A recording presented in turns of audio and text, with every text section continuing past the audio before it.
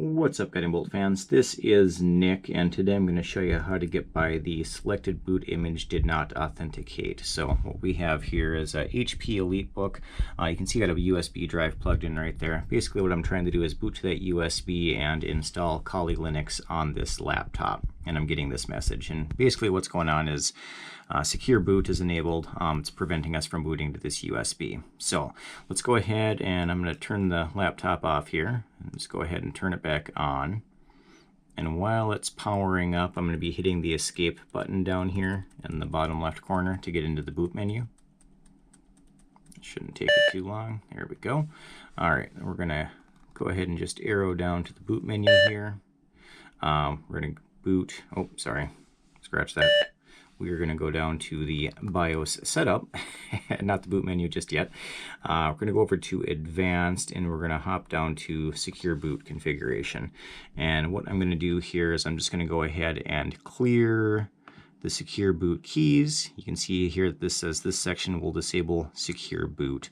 And then I'm going to change this from currently it is on legacy support disabled, secure boot enabled. I'm going to change that to legacy support enabled and secure boot disabled. And we're going to go back here, back to main, save changes and exit. And let's go ahead and click on yes to save changes. Now hopefully when this boots up here, we won't get that error message this time. Not really an error message, but we won't get that message saying that it's not going to allow us to boot to the USB. All right, so we can see here now that we have a secure boot message. This says a request has been made to change the system's secure boot configuration. Please type in and enter the below number for authorization. So I'm just going to jot this down here real quick, 2265, and then we're going to go ahead and enter that on the keyboard.